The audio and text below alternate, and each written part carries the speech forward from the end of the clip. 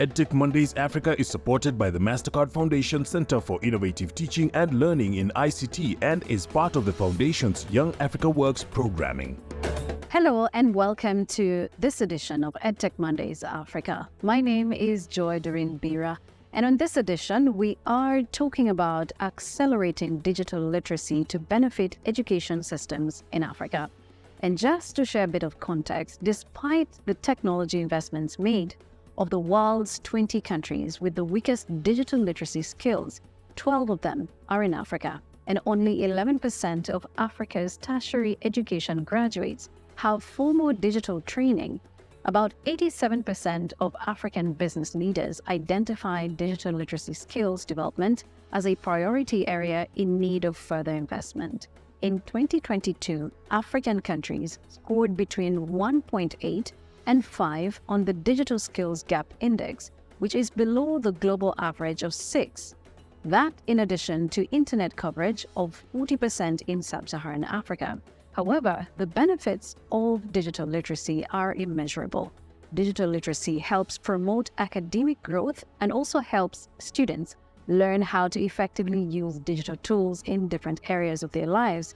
And there's, however, a significant problem in assessing digital tools for teaching, especially in countries with unreliable internet access and lower income levels.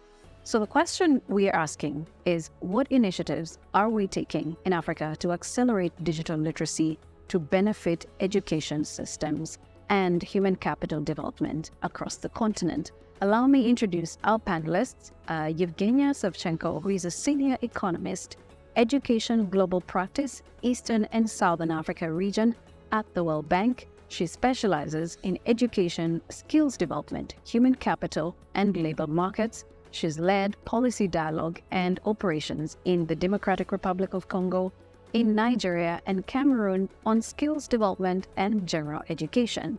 We also have Gabby Edelman, who is the founder and CEO of MindJoy, an edtech startup that is building an operating system for boundless classroom learning powered by artificial intelligence. We also have in studio with us Eliud Chemweno, who is the lead ELearning at the Center for Innovative Teaching and Learning at the MasterCard Foundation. Ladies and gentlemen, it's good to have you on this edition of EdTech, where we're talking about a timely conversation on fostering digital literacy conversations across the African continent and what that could look like for our education systems as well. To start us off on this conversation, Eliud, what are your thoughts on digital literacy for education in Africa? And when you think about it, really, I'll break it down into two, pre-COVID and post-COVID. So when you look at pre-COVID, one could make the argument that the skills were perhaps a lot more lower, but during the COVID period and post-COVID period, you've probably seen a lot more acceleration of these digital skills, primarily because of being forced into this cadre where we had to learn and use and interact with a lot of technology during this period. But having said that, I think it varies from one country to the other. Other countries, certainly, as you rightly mentioned, we look at the digital skills index. So other countries are much more lower, other countries are a lot more higher. And even within those specific countries, within the urban centers and the rural areas, that would also vary. That, again, there's still a lot of challenges to do with connectivity. There's still a lot of challenges to do with infrastructure and also policy, as it were. And Gabby, what are your thoughts on digital literacy as we see it on the African continent? As we move into a world where global opportunities are becoming more and more available for young people, it becomes more and more essential that our young people are able to compete globally for job opportunities. And I think that requires us to start interventions at a really young age. You know, if you're a student who the first time you only use a computer is at university level, you're so much further behind your counterparts who've started building their digital literacy skills in their early years. And so I think that starts with a generational gap. Our teaching force is not digitally literate, and that brings a challenge and poses a challenge to introducing technology into the classroom.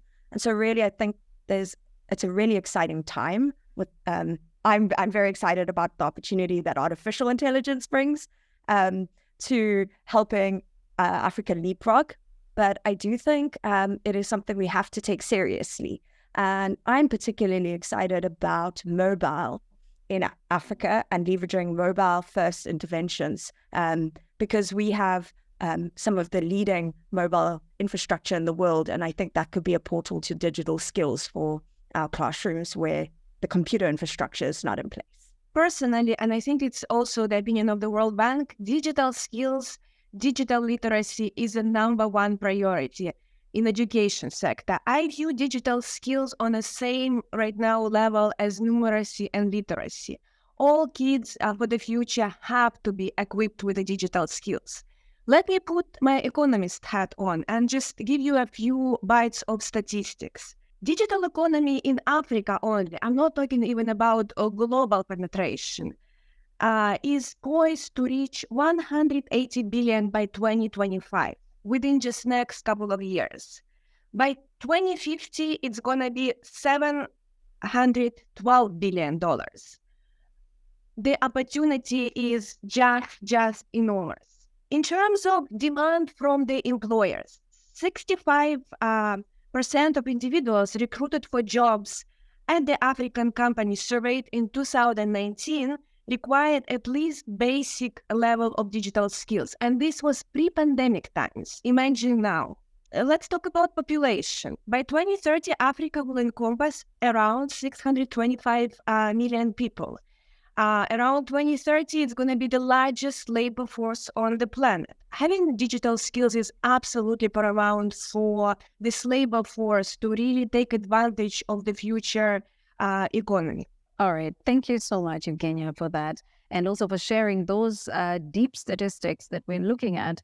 I mean, by the time we think about how education systems can play a role in making the digital economy even more fruitful in the future, you can't actually talk about that without looking into conversations around what exactly digital literacy training looks like, even in the most basic of situations. And I think, Gabby, I want to hear your thoughts on this because you touched on a mobile-first continent that we are. But really, what does digital literacy training or a digital literacy class look like in the most unconducive environment? I'm from South Africa, which is really, really interesting place because we have a population of schools and teachers that represent globally competitive world-class schools and private school sector. And then you have the poorest of the poor, and everything in between. And so I think the typical classroom looks something akin to a smart board, a digitally empowered teacher, students using their own devices often. And what you're seeing in a lot of first world countries is a multiple device to student ratio. So often students have 3 or 4 devices to one student, which is just a whole set of challenges and opportunities in of itself. And then on the other side of the spectrum, we have students who have almost no technology. And sometimes the only technology will be that of a teacher. And that is often just limited to a phone.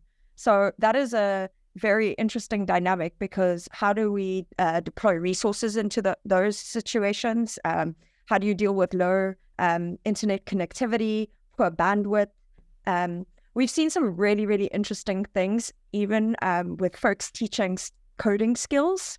In sub-Saharan Africa, there are a bunch of what they call no-code or no device coding activities happening just to introduce computational thinking and ideas into the classroom. There's amazing efforts by Lego, often in this place, using play-based learning and a program called 6 Bricks to introduce computational thinking and basically no-code concepts, but introducing computational thinking and coding skills in the classroom. But that's really, really your basic, digital literacy. I think we still have a lot of unexplored territory in terms of really leveraging mobile and gathering data, because one of the most valuable things we can really understand is our student enrollment in schools. We have very limited data on student enrollment in your rural areas. And this is one of the things that can really just leverage getting the right resources into those environments, if we could just understand attendance data, basic things like that. There are a couple of really interesting startups working in that specific space as a leveraged intervention, just because the power of knowing how students are attending school and increasing their attendance can help build the pathways to a better education. So, and empowering teachers with that data. Interesting. You talked about play-based learning as part of the digital literacy training that some of these foundational classes look like. I remember during our times, the first digital literacy training that we ever got was Microsoft Word. But, when you look at the benefits that abound when you talk about digital literacy training and the skills that are then earned or learned throughout the education system, we also have to talk about what education challenges digital literacy can solve. And Evgenia, I want to bring you in on this one. Given your experience, what education challenges does digital literacy solve?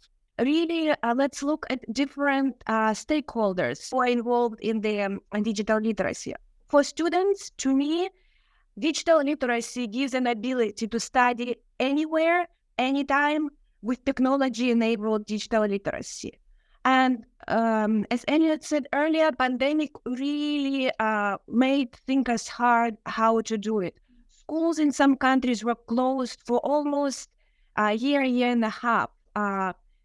What the students learned lost immense amount of knowledge, and some of them will never come back to schools. So to me, for students, it's really clear the challenges that it can solve. For educational officials, and this is something which Gabi touched upon, digital skills are critical for managing education systems with education management information systems. The Ministry of Education must know where to deploy resources, what are the enrollments of students, and digital skills are critical from that perspective. For teachers, it's really ability to improve lessons planned, to deliver high engaging lessons, but also support for them. They can talk on WhatsApp, just like simple examples. In Kenya, they have teacher, and I think in South Africa too, teacher WhatsApp groups, which help them to kind of brainstorm with each other how to better deliver the lessons in difficult environments. And finally, parents. Parents here are critical.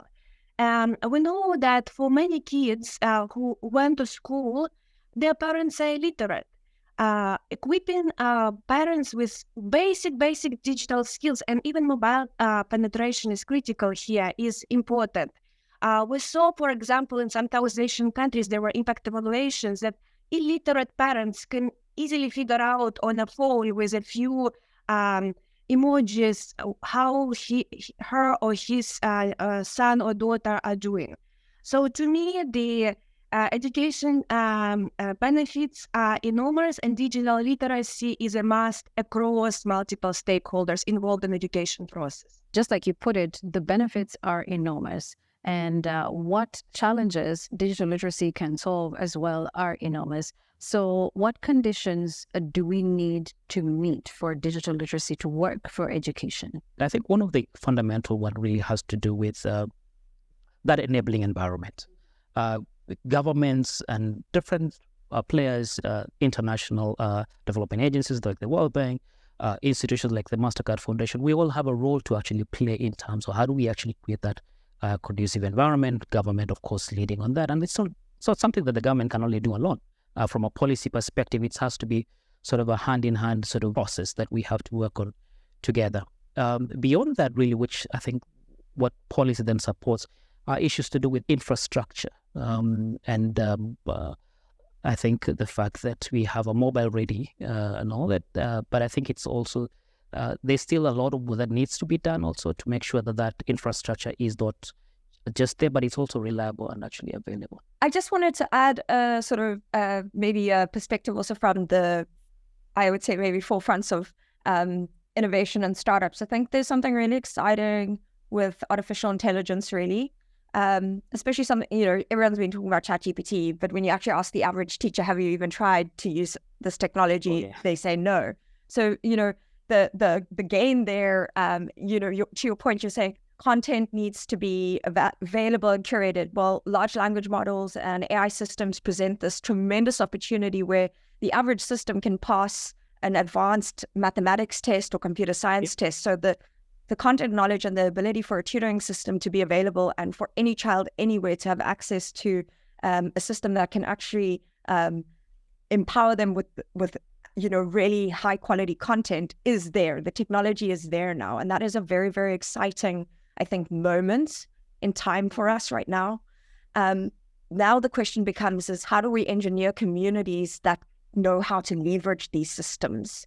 And how do we engineer communities where these skills are valued? I think, where career paths in, technology fields, in science, STEM, engineering, mathematics, computer science, data science, where those are career paths that are celebrated and valued as choices. And really, we need to also expose our teaching force to those changes, because if our teachers exist in silos, we won't see that progression. And so I think what's exciting to me is that the role of the teacher, if you try and think about how do we reimagine the classroom for this new future, the role of the teacher fundamentally changes from being a content expert to actually a coach, somebody who's tuned into students' learning goals, their ability, where they're at, managing data, helping motivate,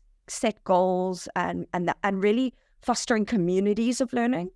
And content knowledge is online and in systems. And so then if that is the opportunity, then it's fundamental that we get infrastructure and connectivity right, so that every student has access to those opportunities and every teacher can also learn. And I'm really, really excited about that future, because I think there's tremendous leverage for the African continent in that paradigm. Well, look at the numbers that we're looking at here. They say by the year 2060, 750 million children are expected to be of school age. And if we are to go by this 750 million learners figure, one would then ask, how do we strengthen our digital literacy skills to be able to benefit this expanding knowledge-hungry, education-hungry population that we currently have? Because what's happening here is that while there are many continents in the world that are having an aging population, we are having an expanding population at the bottom. So we have a much more younger population in Africa than the rest of the world. So how do we make sure that they are growing up digitally aware in terms of literacy and skills? Evgenia. This is a huge challenge, and this is a challenge widely recognized, I think, across all countries in Africa.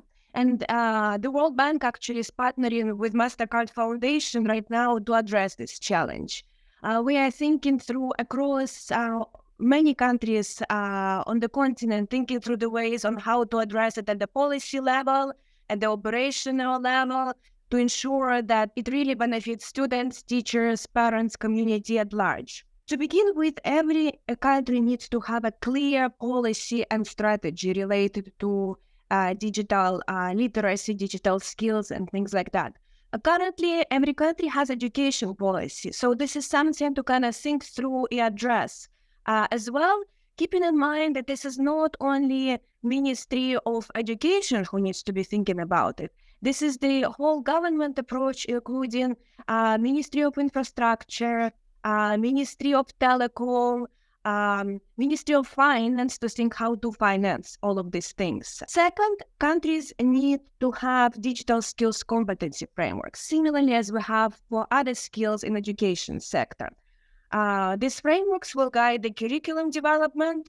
But the good thing about this digital world is that for African countries specifically, there is absolutely no need to reinvent the wheel. These frameworks are already available online. Digital skills, in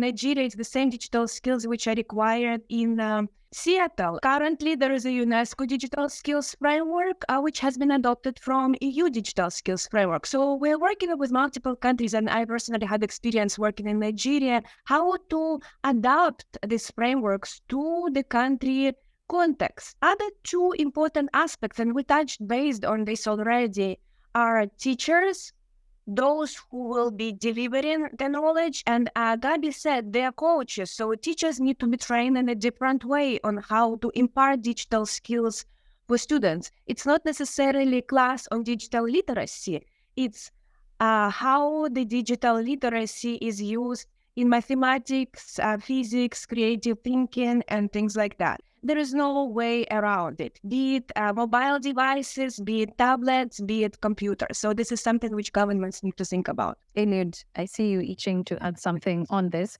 and I want you to tie this to the fact that, e-learning is also one model of education that is increasingly being adopted in Africa. And so I wanted to hear from you, in addition to what you wanted to add, how can we leverage the already existing infrastructure on the continent of e-learning to also tie it into growing the digital literacy skills we have on the continent? I was having a conversation with a colleague, and the fact that that removes the cost of upfront investment of having to lay cables and all that is taken off, and I think the opportunity to leverage on the law orbital is really amazing in that, from that particular perspective and all that.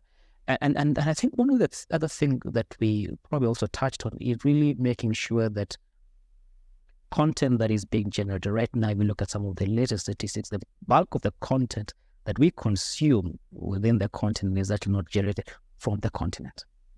And there has to be a lot of concerted effort in terms of building skills to make sure that we are able to generate our own content, and I think that's really a very important component and all that. But I think the looking at e-learning as one of the hybrid models and how we can leverage, that as a way of accelerating digital skills within the continent. I think the couple of things,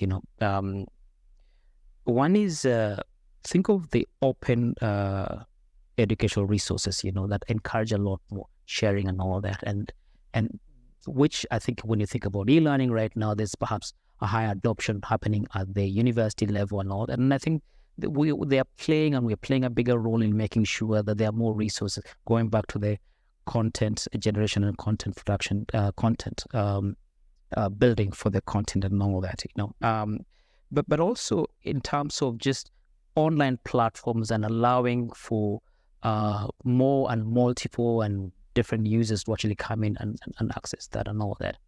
The other one that I think is amazing, and this is one of that is already being done using leveraging on e-learning and on online learning, as it were, is making sure that even at the time when students are coming into school, they are digitally ready. They would have to, they can take, and universities and all that can actually be able to contribute to this component by making sure that they produce content, or they are able to allow for anyone who wants to take a pre-university course. When you look at the different ways in which e-learning as well can be leveraged in terms of making sure that also the digital literacy skills are going up, there are questions around the fact that there's just maybe about 40% of learners on the continent, generally a population on the African continent, that have access to internet.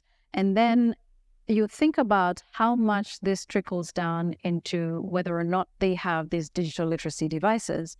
But then the question is, what is the role of other stakeholders in growing a digitally literate young African population for better education experiences?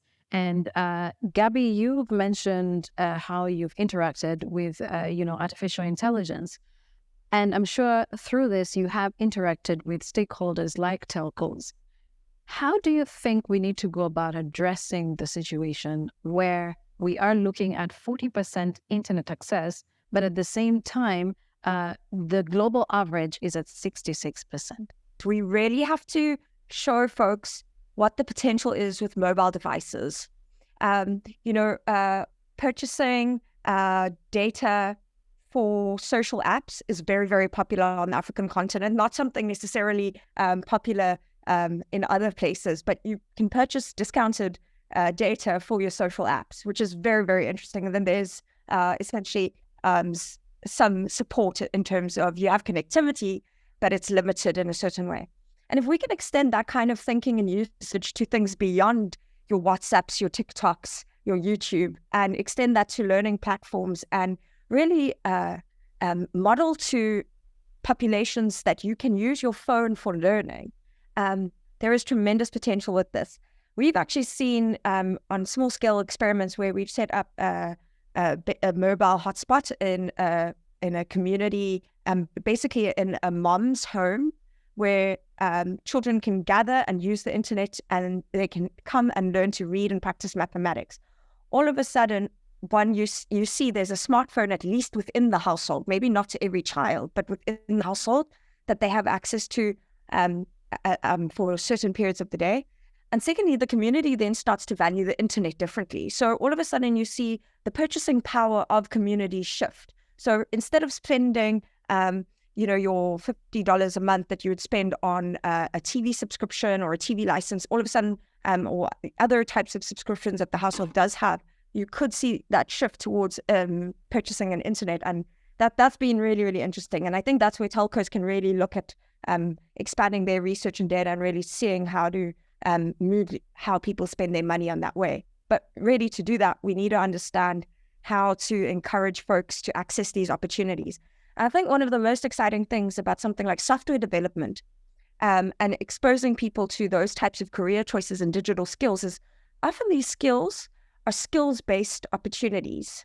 And what that means is you do not have to go to university or have a specific formal accreditation to be able to participate in the workforce. I think that is maybe one of the most leveraged things, is where people can actually start earning an income from the skills they're learning, and they can teach themselves, like you say, on open platforms, the tremendous amounts of resources. And that, I think, is one of the most equitable things about digital skills, is that if you are competent, you don't need an accreditation. You can actually have a portfolio of work, and your portfolio of work can create opportunities for you. And if we can take that thinking and bring that down into your high school, where students can start putting together a portfolio of work, folks even exiting halfway through school could even access opportunities, economic opportunities, to support themselves and their families. Evgenia, you want to add something to that? When we're talking about 40%, it's about 40% of population who are using internet. But in fact, and this is something which Gabi mentioned, over 80% of population has access to internet. It's just they're not using. And I really love the ways how Gabi described different ways to change the mind shift, to engage people using internet for productive ways, for educational ways, and things like that. And I just wanted to add one thing on this, specifically for education, and specifically during COVID times.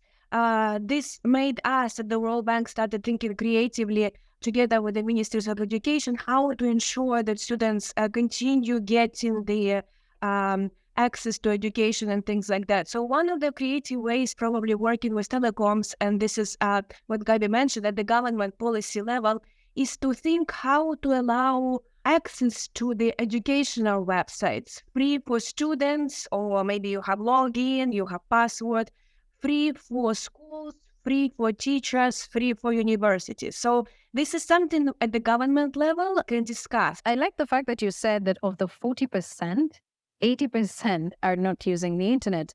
And this was actually also reiterated by, I think it was President Paul Kagame at the Transform Africa Summit, where we had another edition of EdTech Mondays in Zimbabwe. And he said that the fact that people are not using the internet speaks to the fact that we need to invest in digital literacy skills. And I think he was right. He was spot on that one. And looking at further statistics, I think this show is really packed with statistics. By 2030, Africa will encompass about 625 million people who require digital skills, more than 50% of all the jobs in Kenya, and 35 to 45% of jobs in Rwanda, Nigeria, and Ivory Coast or Cote d'Ivoire. And so now we're wondering what initiatives are being taken to support this kind of job market elevation. Can we get to a point where we say, because of digital literacy skills, this is where Africa is at? currently across all of our global practices discussing specifically this question: youth, jobs, skills, and digital skills are number one on their list. From the World Bank perspective, I mentioned at the policy level, we have this exciting collaboration with the MasterCard Foundation to kind of help governments to think through more holistically about the digital skills and how to implement them in their educational systems. At the project level, more concretely, I think currently almost any education project at the World Bank that you look at from basic education onwards looks into the digital skills. Just to give you a few examples, for example, at the basic education in Rwanda, we're working with teachers to how support development of their digital skills. In Uganda, at the secondary level project, we're equipping schools with devices and supporting teachers to use digital skills content. This is something which Elliot mentioned multiple times, which is very important, how to use this content on the devices. In the DRC, where I currently work, we work on the Girls Empowerment Project and digital skills. This is something I think needs to be highlighted. It's the really breakthrough for many girls in terms of accessing information, accessing jobs from the safety of their homes sometimes. So equipping girls with the digital skills really will level the playing field for them in the labor market, but also provide some other services, for example, kind of on reproductive health and things like that. So these are some things that we are doing. But other thing I wanted to mention, and this is something which you, Joy, said in the very beginning of our conversation, is moving on to the higher education. It's really heartbreaking to see that only 11% of tertiary graduates have something to do with STEM or digital skills. And I think Gabi mentioned it as well. So from the World Bank, we have a flagship program, African Centers of Excellence, which are heavily focused on STEM, some digital programs and things like that. We also have ESTRIP, which is more technical vocational education level in the East Africa, which is also focusing on digital skills and other STEM skills. Eliud, what do you think about the fact that, we might need to see a situation where we need to build the foundation for it to make sense in education systems, so it can in the future make sense for the jobs market? Some countries, certainly Kenya being one of them, is something that we're already starting to, is already being thought through with the introduction of some digital skills training or use of computer and all that at that early level. I do recall a couple of days ago, my daughter's had mentioned to me that she had an assignment to complete in Google Classroom, and she's 6-7 years old, and my worry was, would she know how to navigate and all? Well, what amazed me especially is how she was able to navigate within that particular platform and do it, and I'm sure that would be the same with other kids and all that within that classroom and all that. It's really how do we introduce these skills, and how we are able to leverage on whatever platform or a network. Obviously, there are challenges abound in different places, not the same infrastructure and all that. But the question is, how do we meaningfully and how do we introduce some of these skills really earlier on? It shouldn't be an option that we're doing this. It shouldn't really be part and parcel of everything else that we do, particularly within our education systems. And that's, again, back to what Evgenia mentioned about from a policy perspective and all that. So it really has to be introduced early. I think waiting for it to a later point creates perhaps a bigger problem later and all that. But then beyond that also, is really have to acknowledge and realize that where the jobs of the future really are in the digital space. The bulk of those would be finding and all that, going back to the global village and all that, and making sure that those skills are really, and we build for the skills and making sure that they're actually ready, as it were, within that particular space. And I think the other one really for me is leveraging whatever platform it is that is available to drive some of these particular digital skills. There isn't a manual or anything that you go out there to learn about perhaps some of the platform, like some of the social platform. But you find that people really catch on how to use them and learn. And the question is, how do we leverage on how some of those platforms have been designed to easily spread on those particular digital skills? When we think about digital literacy, we always hoping that it will not just benefit the learners, it will also benefit the teaching staff that take these learners through, whatever pedagogical teaching approaches. There's people out there who would like to employ teachers, but at the same time, they would also want in the future to have a market-ready employee. So what are those skills that we hope we can impart into learners and our teachers so that we are seeing that digital literacy is benefiting education systems across Africa? I just want to kind of link to the comment from Elliot about moving EdTech technologies to something akin to consumer applications. And also linking back to the actual numbers on internet users. So I think, actually in Africa, 82% of users using the internet, or 82% of the users accessing the internet are doing so via smartphones. And those are through consumer-focused apps. And there's something really interesting there, which is the self-learning loop. Folks being able to teach themselves to use those technologies and then connect to a global world. And I really think we need to try and encourage and invest in companies and the private sector to design applications that are both mobile first, but also consumer focused, learning loops that enable educators and students to teach themselves, and also ones that encourage job embedded pathways. So, learning pathways where teachers are learning digital skills, but that those are maybe also pathways to other opportunities. In Africa and globally, there's a teacher shortage trend. And so there's a big, by 2030, there will be a shortfall of 26 million teachers globally. And most of those will actually be in Africa. And then the question becomes is how will we get more people into education to fill those roles? And I'm pretty confident that we need to elevate the role of teachers and those opportunities to be pathways to, innovative, digital-first, connected world, to make the role of teaching a more competitive, exciting, opportunity for young people to want to go into. And I think the same goes for digital or job-embedded learning in your high school years too. So again, back to the idea of building a digital portfolio, demonstrating your knowledge and skills, that is really, really important. So job embeddings, learning on the job, loops where you can show what you know through doing. Thinking holistically about teachers and students, I think through the digital skills, there is a huge opportunity to really develop a big set of other skills which will be required in we're currently in the 21st century, which are required for 21st century jobs and growth.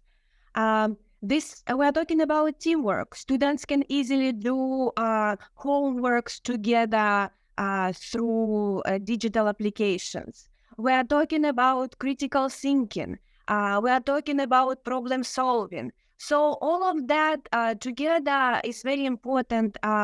To really master it, digital skills would be critical. For teachers, I think I really like the answer of Gabi in terms of elevating teacher profession and this idea of showing pathways into something creative.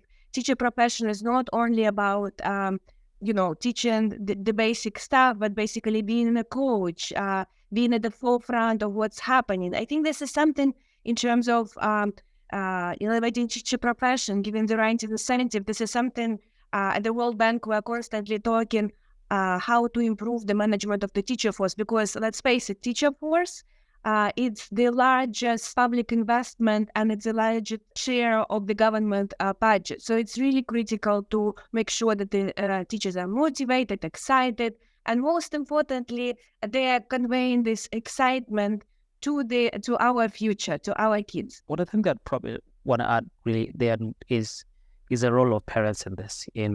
As we even talk about teachers and all that, I think it's how do we bring parents along as we do this and making sure that they play an even bigger role in making sure that we are able to accelerate digital skills within this particular space. So I think for me, parents would be a bigger component, and actually absolutely this discussion. And also beyond that really is access to devices. We talk about infrastructure and all that, really access to devices in a way that allows for more equity and inclusion across board. Great. And I guess with that, we sort of know what initiatives we need to put in place to accelerate digital literacy to benefit our education systems.